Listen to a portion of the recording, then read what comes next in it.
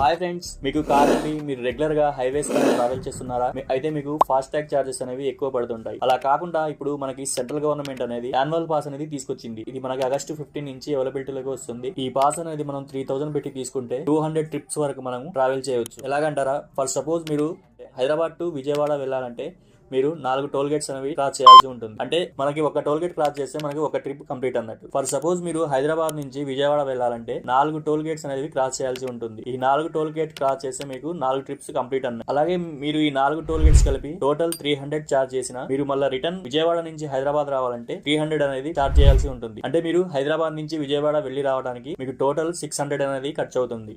అలా మీరు ఇయర్లీ ఒక 10 టైమ్స్ అనేది హైదరాబాద్ టు విజయవాడ వెళ్ళొస్తే 6000 వరకు కట్ అవుతుంది.